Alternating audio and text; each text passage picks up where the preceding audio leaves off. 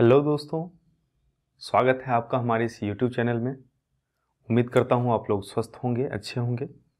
और आज के इस वीडियो लेक्चर में हम लोग बात करने वाले हैं हिमांक बिंदु या गलनांक बिंदु या फिर तापीय समया के बारे में। इन तीनों चारों टर्म्स के बारे में हमें जिक्र करना है आज। तो हम लोग स्टार्ट करते हैं। सबसे पहला है हमारा तापीय समया क्या होता है या साम्य, तापीय साम्य या थर्मल इक्विलिब्रियम या ऊष्मीय संतुलन। थर्मल इक्विलिब्रियम, तापीय साम्य कहिए या ऊष्मीय संतुलन कहिए या थर्मल इक्विलिब्रियम कहिए, तीनों एक ही चीज है। ये होता क्या है पहले इसको समझिए। जैसे कि देखते हैं कि मान लीजिए ये एक रूम है और इस रूम में हर एक वस्तु रखी हुई है। तो हमने पिछले वीडियो लेक्चर में ऊष्मा विनिमय के बारे में बताया था, हीट एक्सचेंज के बारे में बताया था। एक पदार्थ से दूसरे पदार्थ में ऊष्मा का स्थानांतरण जो है वह हीट एक्सचेंज के रूप में होता है, हीट एक्सचेंज कहलाता है। एक के पास था वो दूसरे को दिया। जैसे हमारे पास कुछ रुपए हैं, हमने किसी और को, जैसे कि मान लीजिए कि हम बैंक जाते हैं और हमारे पास कुछ फॉरेन करेंसीज पड़ी हुई होती है, तो हम उस फॉरेन करेंसी को उसको देते हैं, वो उसके बदले में हमें इंडियन करेंसी वापस करता है। तो क्या किया उसने? एक्सचेंज किया। हमने जो दिया उसके बदले उसने क्या किया? हमें कुछ लौटाया। मतलब एक पदार्थ दूसरे पदार्थ को अपनी चीजें देता है, इसी को कहते हैं एक्सचेंज करना। तो एक्सचेंज, जैसे कि मान लीजिए अगर ये वस्तु है और एक और वस्तु है यहां पर, तो ये अपना हीट इसको देगा और ये अपना कोल्डनेस इसको देगा। इस स्थिति में तब तक वो अपना चेंज करता रहेगा जब तक कि वो दोनों बराबर टेम्परेचर में ना आ जाए। मतलब दोनों की टेम्परेचर, जो दोनों का तापमान है, जो दोनों का तापक्रम है, जब तक एक ना हो जाएगा तब तक वह एक दूसरे को अपनी चीजें देता रहेगा। और जब अपने सेम स्टेट पर पहुंच जाएगा जहां पर कि अब देने की जरूरत नहीं है, दोनों के पास बराबर है। मतलब जैसे बैंक में हमने $5,000 दिया, जितना उसका बनेगा इंडियन रुपीज में, उतना जब तक नहीं पुर जाता तब तक वो बैंक का क्लर्क या ऑफिसर हमें देता रहेगा। उसी तरह से तब तक ये कंडीशन चलता रहेगा जब तक कि दोनों एक रूप से बैलेंस ना हो जाए। इसी बैलेंसिंग कंडीशन को कहते हैं ऊष्मीय संतुलन या तापीय साम्य या थर्मल इक्विलिब्रियम। तो देख लेते हैं इसको।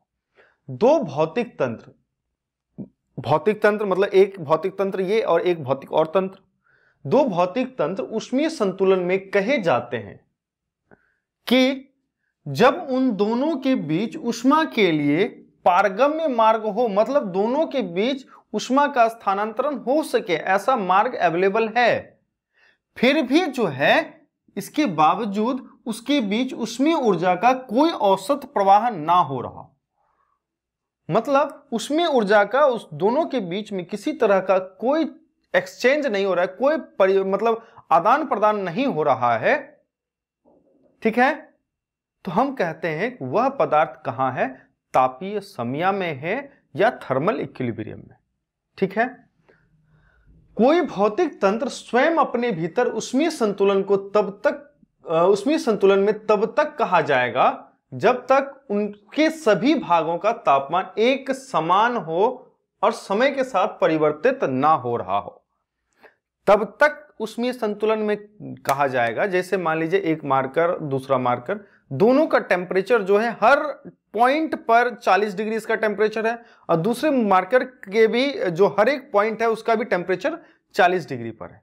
तो दोनों का टेम्परेचर जो है वो 40-40 डिग्री पर है। मतलब दोनों को अगर सटा भी देते हैं, पारगम्य मार्ग भी दे देते हैं कि चलो भाई हीट एक्सचेंज कर लो, तब भी वो अगर नहीं चेंज कर रहा है, एक्सचेंज कर रहा है, तो हम तब तक कहेंगे कि वह दोनों तापीय समया में है। जैसे मान लीजिए अगर किसी लोहे को अगर हम गर्म कर देते हैं और इस रूम में रख देते हैं, तो रूम में तब तक वो उसका टेम्परेचर कम होता रहेगा जब तक कि रूम के टेम्परेचर के अकॉर्डिंग ना ढल जाए। या फिर किसी लोहे को हम किसी भट्टी में डालते हैं तो तब तक वो गर्म होता रहेगा जब तक कि उस भट्टी के तापमान के अकॉर्डिंग उसका तापमान ना हो जाए। और जब तक होता रहेगा तब तक तापीय समया में नहीं है। लेकिन जब इक्विवेलेंट हो जाए तब हम कहेंगे कि यह तापीय साम्याम्य है या थर्मल इक्विलिब्रियम में है या तापीय साम्य में है या फिर ऊष्मीय संतुलन में है। ठीक है, मेरे ख्याल से ऊष्मीय संतुलन समझ में आ गया होगा। अब हम बात करते हैं गलनांक बिंदु और हिमांक बिंदु की। पिछले वीडियो लेक्चर में हमने बात किया था गलनांक और हिमांक के बारे में। गलना क्या होता है? ठोस अवस्था से द्रव अवस्था में प्राप्त करने को कहते हैं गलना। ठोस अवस्था से द्रव अवस्था को प्राप्त करने की प्रक्रिया गलना और द्रव अवस्था से ठोस अवस्था को प्राप्त करने की प्रक्रिया हिमांक। ठीक है, तो अब एक हिमांक बिंदु होता है और एक गलनांक बिंदु होता है। वैसे दोनों तो सेम होता है। हम कहते हैं कि मान लीजिए हम किसी पानी में एक थर्मोमीटर डाल के रखते हैं और उसको ठंडा करते हैं।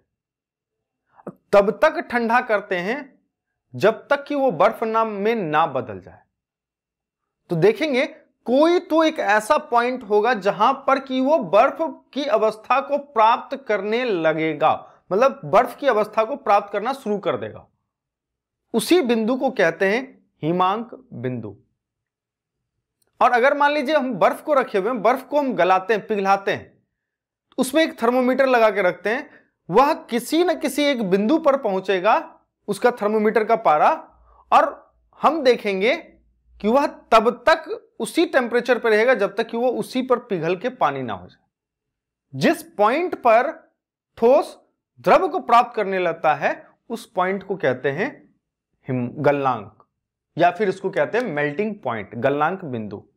ठीक है, तो गलनांक बिंदु और हिमांक बिंदु क्या होता है? वह निश्चित ताप बिंदु, वह निश्चित ताप बिंदु, थर्मोमीटर का बिंदु जिस पर कोई ठोस द्रव में बदलता है। ठोस तभी द्रव में बदलता है जब उसको गर्म किया जाता है, मतलब गर्म करने पर पदार्थ का गलनांक कहलाता है।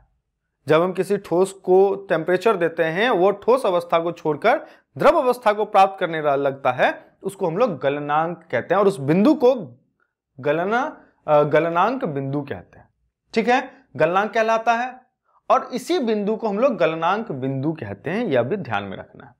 ठीक है, अब यही वह ताप बिंदु है जिस पर किसी पदार्थ का द्रव से ठोस में परिवर्तन हो जाता है, मतलब ठंडा करने पर यह ताप हिमांक बिंदु कहलाता है। तो याद रखिएगा कि मान लीजिए अगर हम पानी को बर्फ में बदलते हैं तो वह 0 डिग्री पर जब तक पूर्ण रूप से बर्फ ना बन जाए तब तक उसका तापमान नीचे नहीं जाएगा, और बर्फ जब तक पूर्ण रूप से द्रव में ना बदल जाए तब तक उसका तापमान 0 डिग्री ही रहेगा। मतलब गलनांक बिंदु ठोस से द्रव में बदलना और हिमांक बिंदु मतलब द्रव से ठोस में बदलने की जो बिंदु होती है, जिस तापक्रम या जिस ताप बिंदु पर यह कार्यक्रम होता है या घटना घटती है, उसी ताप बिंदु को हम लोग गलनांक बिंदु या हिमांक बिंदु कहते हैं, और दोनों एक ही बिंदु पर घटित होती है। मतलब हिमांक और गलनांक एक ही ताप बिंदु है। गलनांक और हिमांक बिंदु दोनों ही एक ही ताप बिंदु होता है और इस पर ठोस एवं द्रव परस्पर तापीय साम्य में होते हैं, थर्मल इक्विलिब्रियम में होते हैं, क्योंकि दोनों का टेम्परेचर क्या होता है? 0 डिग्री होता है। ठीक है, अब यहां पर बात करते हैं हम लोग गलनांक और हिमांक बिंदु पर, गलनांक और हिमांक पर दाब का क्या प्रभाव पड़ता है। अगर किसी को गलाना है या किसी को जमाना है, उस पर प्रेशर का क्या अंतर पड़ता है। याद रखिएगा, प्रेशर मतलब क्या होता है? दबाना। दबाना मतलब कंप्रेस करना। जब हम इसको दबाते हैं तो दबाने के क्रम में क्या होता है, इसके मॉलिक्यूल्स जो है, इसके जो अणु हैं, वो पास आने लगते हैं, मतलब एक नजदीक आने लगते हैं। तो वो क्या होता है? कॉम्पैक्ट हो जाता है, उसका घनत्व तो क्या होता है? बढ़ जाता है। अब मान लीजिए कि काफी जोर से जो रस्सी पकड़ के खींचने वाला खेल होता है, उसमें क्या होता है कि जब कस के पकड़ा रहता है, ठीक है, अगर ज्यादा लोग पकड़े हुए हैं उसको, तो उस रस्सी में ज्यादा टेंशन उत्पन्न होगा, तो क्या होता है? उसका मॉलिक्यूल्स दूर भागता है। लेकिन वहीं पर अगर हम बात करते हैं, उसको अगर दबाया जाता है कस के, उसके मॉलिक्यूल्स पास आते हैं। लेकिन हमको पता है जब हम किसी भी वस्तु को तापमान देते हैं उसमें क्या होता है? प्रसार होता है, फैलने लगता है। अब मान लीजिए एक तरफ तो हम दाब के रखे हुए हैं, प्रेशर दिए हुए हैं, और हम उसको टेम्परेचर दे रहे हैं, उसके मॉलिक्यूल्स दूर जाए, तो क्या होगा? हमको ज्यादा ऊर्जा देना पड़ेगा ना, ज्यादा उष्मा ऊर्जा देना पड़ेगा, और ज्यादा उष्मा ऊर्जा देंगे तब तो ये जाके जो है ज्यादा प्रसार करेगा उस प्रेशर को छोड़ के। तो याद रखिएगा कि सामान्य पदार्थ जो जनरल मैटर होता है, जो जनरल पदार्थ होता है, उसको उष्मा देने पर प्रसारित होता है। जो प्रसारित होता है उसका गलनांक दाब बढ़ाने पर बढ़ता है। दाब अगर हम बढ़ाते हैं तो उसका गलनांक जो है वो बढ़ने लगता है, ठीक है। और अर्थात अधिक दाब पर पदार्थ उच्च ताप पर पिघलेगा। मतलब ऐसा पदार्थ जिसको दबाने से वह क्या होता है, जिसको या फिर कह सकते हैं वह पदार्थ जो प्रसारित होता है, टेम्परेचर देने से प्रसारित हो रहा है, फैलता है, मतलब वो फैलेगा। एक तरफ से हम फैला रहे हैं और ऊपर से दाब रहे हैं, तो क्या होगा, उसको गलाने के लिए हाई टेम्परेचर की जरूरत होगी, उच्च ताप देना होगा, हाई टेम्परेचर देना होगा, तब वो जाके पिघलेगा। क्योंकि प्रेशर देके रखे हुए ना, आयतन कम करके रखे हुए हैं, और उसका आयतन बढ़ना है, उसका वॉल्यूम बढ़ना है, उसका आकार बढ़ना है, उसमें प्रसार होना है, ठीक है। अब अगर हम बात करें पानी के केस में, तो जल में क्या होता है, इसका अपोजिट होता है। पता है हमें कि 0 से 4 डिग्री सेंटीग्रेड पर क्या होता है, इसका 4 से 0 पर जाएगा तो इसका क्या होगा, आयतन बढ़ेगा और घनत्व कम होगा। और 0 से 4 की ओर आता है, क्या होता है, आयतन घटता है, घनत्व बढ़ता है। तो मान लीजिए कि कहता है पानी जैसे पदार्थ जिसका तापमान बढ़ाने पर संकुचित होते हैं, संकुचित मतलब कॉन्ट्रैक्ट होते हैं, उसके मॉलिक्यूल्स नजदीक आते हैं। तो जैसे 0 से 4 डिग्री सेंटीग्रेड हमने पहले भी बता दिया है, का गलनांक दाब बढ़ाने पर घटता है, मतलब कम ही टेम्परेचर पे वो क्या होगा, पिघल जाएगा। जैसे मान लीजिए बर्फ लेते हैं, बर्फ को अगर पिघलाना है तो मुट्ठी में कस के अगर हम दबा लेते हैं तो क्या होता है, प्रेशर हमने बढ़ा दिया, प्रेशर बढ़ाने से क्या हुआ, तुरंत पिघल जाएगा। क्यों तुरंत पिघल गया, क्योंकि हमने प्रेशर बढ़ा दिया। तो प्रेशर बढ़ाने से क्या हो गया, उसका आयतन कम होने लगा, और हमको पता है जब आयतन कम होगा तो घनत्व बढ़ेगा, और घनत्व इसी के बीच में होता है ना, और गलनांक और हिमांक बिंदु भी तो 0 ही होता है ना।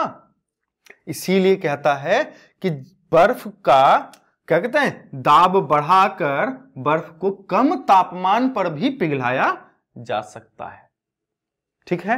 अब बात करते हैं गलनांक और हिमांक बिंदु पर अशुद्धि का क्या प्रभाव पड़ता है। जो इंप्यूरिटी है, इंप्यूरिटी का क्या इफेक्ट होता है हिमांक और गलनांक बिंदु पर। तो याद रखेंगे, अशुद्धि मिलाने पर, अगर किसी भी द्रव में अशुद्धि मिला देते हैं या फिर किसी पदार्थ में अशुद्धि मिला देते हैं, उसका गलनांक एवं हिमांक जो है क्या हो जाता है, कम हो जाता है। क्या हो जाता है, गलनांक और हिमांक क्या हो जाता है, कम हो जाता है, ठीक है। अब मतलब क्या है कि गलनांक जो है वह कम हो गया, मतलब वो अगर 100 डिग्री पर पिघलना था तो वो अब 90 डिग्री पर ही पिघल जाएगा, और हिमांक भी कम हो गया, मतलब कम टेम्परेचर पे ये अब क्या होगा, निचले टेम्परेचर पर, अभी 0 डिग्री पर ये ठोस में बदल रहा था, अब क्या होगा, ये जाके -4 डिग्री पर ठोस में परिवर्तित होगा। तो इसीलिए कहता है अगर अशुद्धि मिला देते हैं तो पदार्थ यदि गलाना हो, अगर गलाना हो तो आसानी होगा।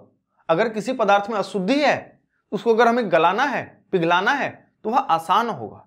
लेकिन जब हमें जमाना है तो वह कठिन हो जाएगा। कठिन क्यों होगा, अब और कम टेम्परेचर देना होगा, -4, -5, -6 टेम्परेचर देना होगा, तब वो जाके ठोस में बदलेगा। तो गलना तो आसान हो गया, गलाना आसान हो गया, लेकिन ठोस में बदलना मुश्किल हो जाता है, ठीक है। मेरे ख्याल से टॉपिक समझ में आ गया होगा क्या चीजें हैं। तो हमने देखा तापीय समया या गलनांक बिंदु और हिमांक बिंदु के बारे में, हमने देखा गलनांक एवं हिमांक पर दाब का क्या प्रभाव पड़ता है, गलनांक एवं हिमांक पर अशुद्धि का क्या प्रभाव पड़ता है। तब तक इस वीडियो को अच्छे से देखिए और समझिए। अगर किसी तरह का कोई परेशानी होती है, किसी तरह का कोई सवाल पूछना है, आप कमेंट बॉक्स में मैसेज छोड़ सकते हैं। तब तक के लिए जय हिंद, जय Bharat, thank you so much.